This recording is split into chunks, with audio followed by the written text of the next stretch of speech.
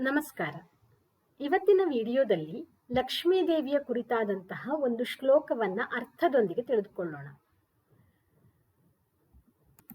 ಈ ಶ್ಲೋಕವನ್ನ ಸಾಮಾನ್ಯವಾಗಿ ಲಕ್ಷ್ಮೀ ಪೂಜೆಯ ಪ್ರಾರಂಭದಲ್ಲಿ ಹೇಳುವಂಥದ್ದು. ಶ್ಲೋಕವನ್ನ ನೋಡಿದಾಗ ಬಹಳ ಕಷ್ಟ ಅಂತ ಅನ್ನಿಸಬಹುದು, ಆದರೆ ಲಕ್ಷ್ಮೀದೇವಿಯನ್ನ ವರ್ಣಿಸುವಂತಹ ಅತ್ಯಂತ ಸುಂದರವಾದ ಶ್ಲೋಕ ಇದು. ಮೊದಲಿಗೆ ಶ್ಲೋಕ ಹೀಗಿದೆ: ಯಾ ರಕ್ತಾಂಬುಜವಾಸಿನಿ ವಿಲಸಿನಿ ಚಂಡಾಂಶು ತೇಜಸ್ವಿನಿ ಆ ರಕ್ತಾರುಧಿರಾಂಬರಾ ಹರಿಸಖಿ ಯಾ ಶ್ರೀ ಮನೋಹ್ಲಾದಿನಿ ಯಾ ರತ್ನಾಕರ ಮಂಥನಾತ್ ಪ್ರಘಟಿತಾ ವಿಷ್ಣೋಶ್ಚ ಯಾ ಗೇಹಿನಿ ಸಾ ಮಾಂ ಪಾತು ಮನೋರಮಾ ಭಗವತಿ ಲಕ್ಷ್ಮೀಶ್ಚ ಪದ್ಮಾಲಯ. ಇನ್ನೊಮ್ಮೆ ಹೇಳೋಣ: ಯಾ ರಕ್ತಾಂಬುಜವಾಸಿನಿ ವಿಲಸಿನಿ ಚಂಡಾಂಶು ತೇಜಸ್ವಿನಿ ಆ ರಕ್ತಾರುಧಿರಾಂಬರಾ ಹರಿಸಖಿ ಯಾ ಶ್ರೀ ಮನೋಹ್ಲಾದಿನಿ ಯಾ ರತ್ನಾಕರ ಮಂಥನಾತ್ ಪ್ರಘಟಿತಾ ವಿಷ್ಣೋಶ್ಚ ಯಾ ಗೇಹಿನಿ ಸಾ ಮಾಂ ಪಾತು ಮನೋರಮಾ ಭಗವತಿ ಲಕ್ಷ್ಮೀಶ್ಚ ಪದ್ಮಾಲಯ. ಇಲ್ಲಿ ಮೊದಲಿಗೆ ಯಾ ಯಾ ಅಂದ್ರೆ ಯಾರು. ಸಾಮಾನ್ಯವಾಗಿ ನಾವು ಯಾರೋ ಅವರು ಎನ್ನುವಂತಲ್ಲಿ ಯಾರು ಇದನ್ನು ಮಾಡುತ್ತಾರೋ ಅವರು, ಆ ರೀತಿಯಲ್ಲಿ ಯಾರು ಎಂಬಂತಹ ಶಬ್ದವನ್ನು ಉಪಯೋಗಿಸ್ತೀವಲ್ಲ, ಆ ಅರ್ಥದಲ್ಲಿ ಬರ್ತಾ ಇದೆ ಇಲ್ಲಿ. ಯಾ ರಕ್ತಾಂಬುಜವಾಸಿನಿ, ಯಾರು ರಕ್ತ ಅಂಬುಜವಾಸಿನಿ.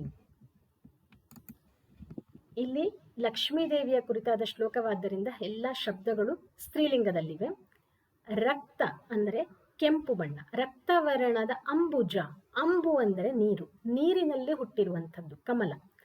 ಕೆಂಪು ಬಣ್ಣದ ಕಮಲದಲ್ಲಿ ನೆಲೆಸಿರುವವಳು, ವಾಸಿನಿ ಅಂದರೆ ವಾಸವನ್ನ ಮಾಡುವವಳು. ಯಾರು ಕೆಂಪು ಬಣ್ಣದ ಕಮಲದಲ್ಲಿ ನೆಲೆಸಿರುವಳು, ವಿಲಸಿನಿ ಹಾಗೆ ಯಾವಾಗಲೂ ಸಂತೋಷದಿಂದ ವಿಲಸಿಸುತ್ತಾ ಇರುವವಳು, ವಿಹರಿಸುತ್ತಾ ಇರುವವಳು. ಹಾಗೆ ಚಂಡಾಂಶು ತೇಜಸ್ವಿನಿ, ಚಂಡ ಅಂದರೆ ತೀಕ್ಷ್ಣವಾದಂತಹ ಕಿರಣಗಳು ಅಂತ ಅರ್ಥ. ಚಂಡಾಂಶು ಅಂದರೆ ಸೂರ್ಯ ಎಂಬಂತಹ ಅರ್ಥ. ತೀಕ್ಷ್ಣವಾದ ಕಿರಣಗಳುಳ್ಳ ಸೂರ್ಯನಂತಹ ಪ್ರಭೆಯನ್ನ ಹೊಂದಿರುವವಳು, ತೇಜಸ್ಸನ್ನ ಹೊಂದಿರುವವಳು. ಇಲ್ಲಿ ಲಕ್ಷ್ಮೀದೇವಿಗೆ ವಿಶೇಷಣಗಳು ಇವೆಲ್ಲ.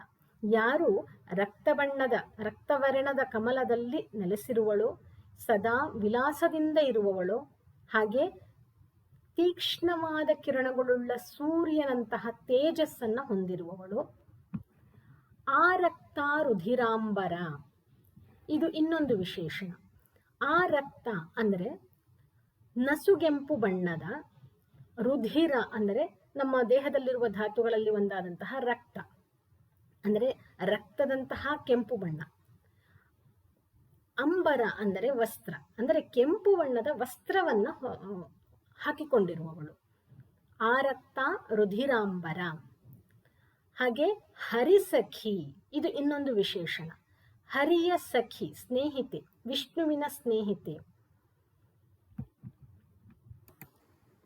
ಯಾ ಶ್ರೀ ಮನೋಹ್ಲಾದಿನಿ, ಯಾರು ತನ್ನಲ್ಲಿರುವಂತಹ ಶ್ರೀ ಅಂದರೆ ಐಶ್ವರ್ಯದಿಂದ ನಮ್ಮ ಮನಸ್ಸನ್ನ ಸೂರೆಗೊಳ್ಳುವವಳು. ಶ್ರೀ ಅಂದರೆ ಐಶ್ವರ್ಯ, ಅಷ್ಟೈಶ್ವರ್ಯಗಳಿಗೆ ಅವಳು ಅಧಿಕಾರಿಣಿ.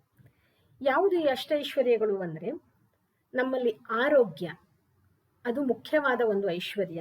ಮೂಲ ಸಂಪತ್ತು, ನಮ್ಮಲ್ಲಿರಬೇಕಾದಂತಹ ಮೂಲ ಸಂಪತ್ತು, ಜೀವಕ್ಕೆ ಆಧಾರವಾಗಿರಬೇಕಾದಂತಹ ಸಂಪತ್ತುಗಳು. ಹಾಗೆ ಭೌತಿಕ ಸಂಪತ್ತು, ನಾವು ಧನ, ಹಣ ಅಂತ ಏನು ಹೇಳ್ತೀವಿ ಅದು. ಮೂರನೆಯದಾಗಿ ಆಹಾರ, ಇದು ಒಂದು ಐಶ್ವರ್ಯವೇ. ನಾಲ್ಕನೆಯದಾಗಿ ಶಕ್ತಿ ಮತ್ತೆ ಅಧಿಕಾರಗಳು, ಅಂದರೆ ಅದನ್ನ ನಾವು ಗಜಲಕ್ಷ್ಮಿಯ ಸ್ವರೂಪದಲ್ಲಿ ನೋಡ್ತೇವೆ. ಇನ್ನು ಐದನೆಯದಾಗಿ ಕುಟುಂಬ, ಸಂತಾನ ಲಕ್ಷ್ಮಿ. ಇನ್ನು ಧೈರ್ಯ, ವೀರಲಕ್ಷ್ಮಿಯಲ್ಲಿ ಅದನ್ನು ನೋಡ್ತೇವೆ. ಜ್ಞಾನ ಅಥವಾ ವಿದ್ಯೆ, ಹಾಗೆ ಯಶಸ್ಸು, ವಿಜಯಲಕ್ಷ್ಮಿ.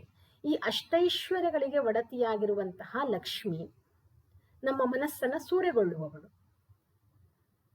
ಹಾಗೆ ಯಾ ರತ್ನಾಕರ ಮಂಥನಾತ್ ಪ್ರಕಟಿತ, ಯಾರು ರತ್ನಾಕರ ಮಂಥನಾತ್, ರತ್ನಾಕರ ಅಂದರೆ ಸಮುದ್ರ, ರತ್ನಗಳೆಲ್ಲ ಸಿಗುವಂಥದ್ದು ಸಮುದ್ರದಲ್ಲಿ, ರತ್ನಗಳ ಆಕರವಾಗಿರುವಂಥದ್ರಿಂದ ಸಮುದ್ರವನ್ನ ರತ್ನಾಕರ ಅಂತ ಕರಿತೀವಿ. ಸಮುದ್ರ ಮಥನದ ಕಾಲದಲ್ಲಿ ಪ್ರಘಟಿತ, ಘಟಿತ ಅಂದರೆ ಸಂಭವಿಸಿದವಳು, ಸಂಭವಿಸು, ಜನನ ಬೇರೆ ಸಂಭವ ಬೇರೆ.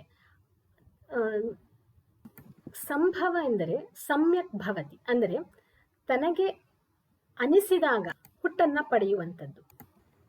ಶ್ರೀಕೃಷ್ಣ ಭಗವದ್ಗೀತೆಯಲ್ಲಿ ಹೇಳುವ ಹಾಗೆ ಸಂಭವಾಮಿ ಯುಗೆ ಯುಗೆ, ಅಂದರೆ ತನ್ನ ಮೂಲ ಸ್ವರೂಪದಲ್ಲಿ ಯಾವುದೇ ವಿಕೃತಿ ಇಲ್ಲದಂತೆ ಹುಟ್ಟನ್ನ ಪಡೆಯುವಂಥದ್ದು.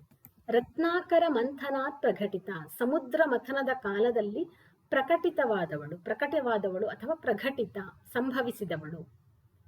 ವಿಷ್ಣುಶ್ಚ ಯಾ ಗೇಹಿನಿ, ವಿಷ್ಣುವಿನ ಗೇಹಿನಿ, ಗೇಹ ಅಂದರೆ ಮನೆ ಅಥವಾ ವಾಸಸ್ಥಾನ, ವಿಷ್ಣುವಿನ ಗೇಹಿನಿ ಅಂದರೆ ಮನೆಯ ಯಜಮಾನಿ, ವಿಷ್ಣುವಿನ ಮನೆಯ ಯಜಮಾನಿ ಅಂತ ಇಲ್ಲಿ ಅರ್ಥ, ವಿಷ್ಣುವಿನ ಮಡದಿ. ಹಾಗೆ ಮನೋರಮ, ಮನಸ್ಸನ್ನ ಸೂರೆಗೊಳ್ಳುವವಳು, ಭಗವತಿ ದೇವಿ ಸ್ವರೂಪಳು, ಪದ್ಮಾಲಯ ಕಮಲದಲ್ಲಿ ನೆಲೆಸಿರುವವಳು, ಅಂತಹ ಲಕ್ಷ್ಮೀ ಸಾ ಲಕ್ಷ್ಮಿ ಮಾಂ ಪಾತು, ನನ್ನನ್ನು ಕಾಪಾಡಲಿ. ಇದು ಪ್ರಾರ್ಥನೆಯ ಇದರಲ್ಲಿದೆ, ಕಾಪಾಡಲಿ ಎಂಬಂತಹ ಅರ್ಥವನ್ನ ಕೊಡುವಂಥದ್ದು. ಆದ್ದರಿಂದ ಇಲ್ಲಿ ಲಕ್ಷ್ಮಿಗೆ ಎಷ್ಟೊಂದು ವಿಶೇಷಣಗಳನ್ನ ಹೇಳಿದ್ದಾರೆ.